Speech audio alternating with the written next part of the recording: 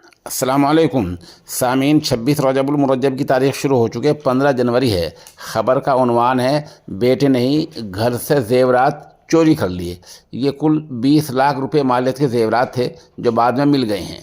ضلع سہارنپور کے تھانہ منڈی علاقے کی پیر والی گلی سے ایک چونکانے والی چوری کی واردات سامنے آئی ہے۔ یہاں والد کے گہری نیند میں سوتے ہی بیٹے نے اپنے ہی مکان کو نشانہ بنا لیا اور تجوری توڑ کر تقریباً 20 لاکھ روپے مالیت کے زیورات چوری کر لیے۔ پولیس کے مطابق ملزم سعود چھت کے راستے گھر میں داخل ہوا۔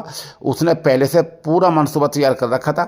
والد کے سو جانے کے بعد سعود نے گھر میں رکھی تجوری کو توڑا اور اس میں رکھے قیمتی سونے چاندی کے زیورات سمیٹ لیے، یعنی چوری کر لیے۔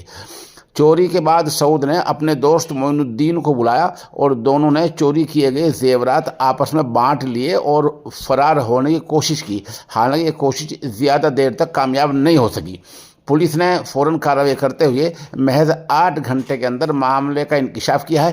پولیس نے بیٹے سعود اور اس کے دوست معین الدین کو گرفتار کر کے ان کے پاس سے چوری کیے گئے تمام زیورات برآمد کر لیے ہیں۔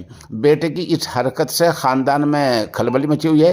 والد کو جب سچائی کا پتہ چلا تو وہ حیرت میں رہ گیا۔ پولیس دونوں ملزموں سے پوچھ تاچھ کر رہی ہے اور آگے قانونی کارروائی کی جا رہی ہے۔